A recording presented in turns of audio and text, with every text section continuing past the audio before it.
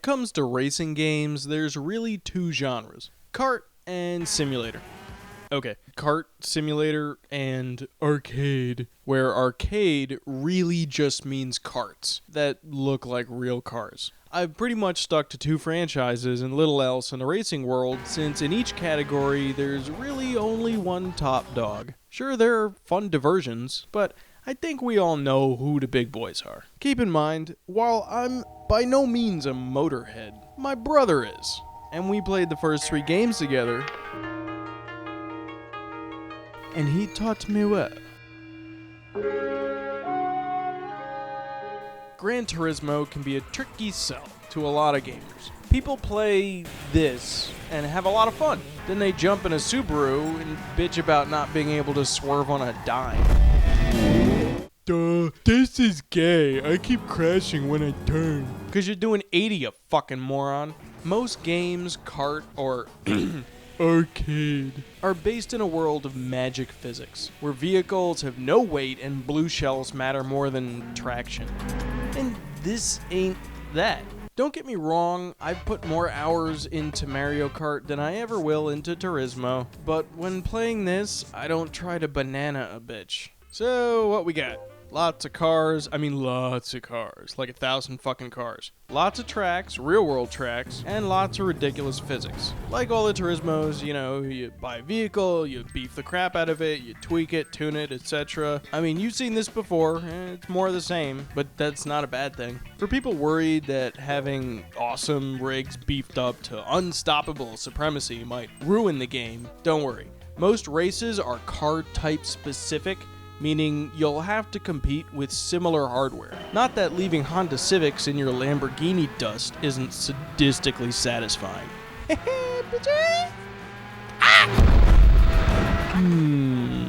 No. I know what you're thinking. Why you driving around in your Lamborghini all the time? Cause I love my Lamborghini. You wish you had this Lamborghini, bitch. Oh, and they added karts, which at first sounded kind of stupid.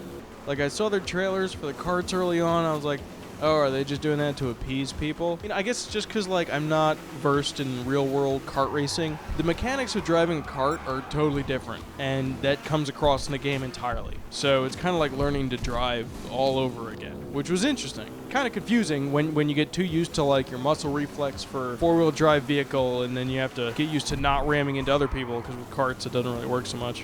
But it turned out to be worthwhile, which is cool.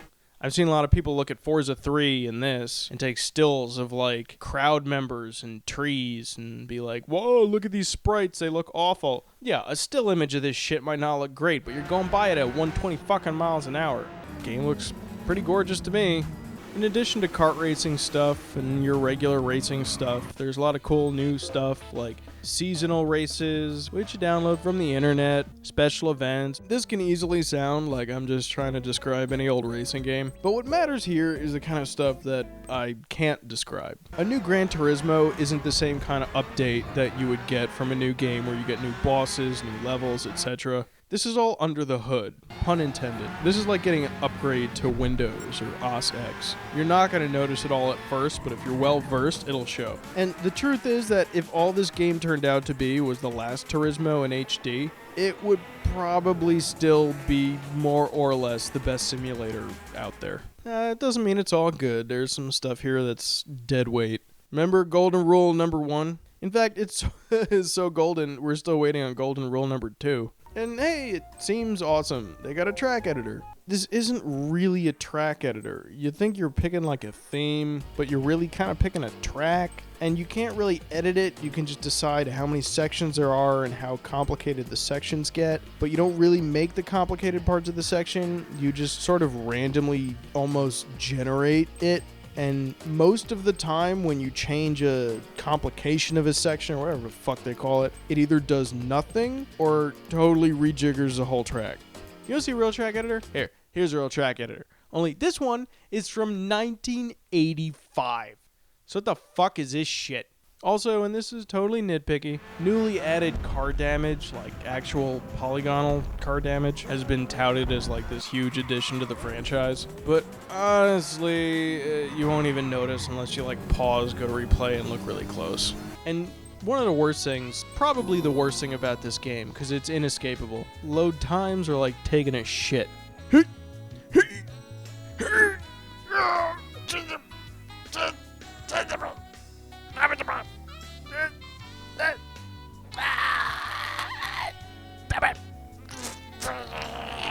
Probably the biggest what the fuck of the whole game, B-Spec. This isn't a little thing. This is like, look at the game. All the regular races are what you call A-Spec. That's like the races. But look what's right next to it. B-Spec, where you choose and level up a driver. You're not the driver. The PC is the driver. All you can do is yell things at it like speed up, slow down, maintain pace. Why? Who wants to do this? This is like if old Jewish ladies want to play Gran Turismo. Turn left. Left. Slow down. Why are you going so fast? Speed up.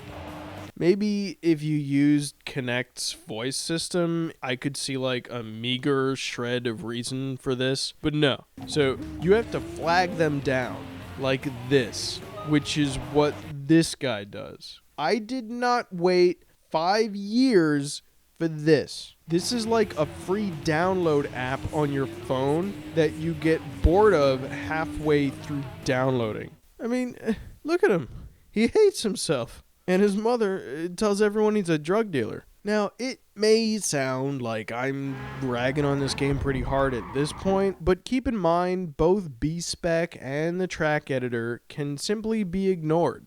These things aren't ever present, like, say, bad controls or design, etc. They're opt-outable, and what's left on the table is more than substantial. Really, the only complaint that sticks that matters is the long load times, and that's it. It can be kind of difficult to judge stuff like Turismo. When making almost any game, your work is judged by creativity, freshness, etc. When making a simulator, you're judged by accuracy. Unfortunately for developers, accuracy is harder to spot at 100 yards away. It's sort of the double-edged sword of making simulators. Not nearly so many new necromorphs. The flip side of that being that you should know this going in. So if you're gonna bitch about it, it's really your own fault.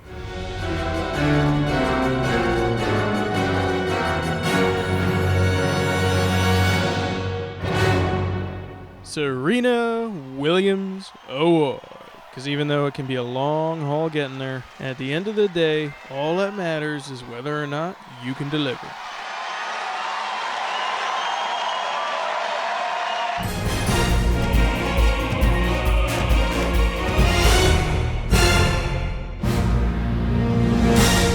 $1985.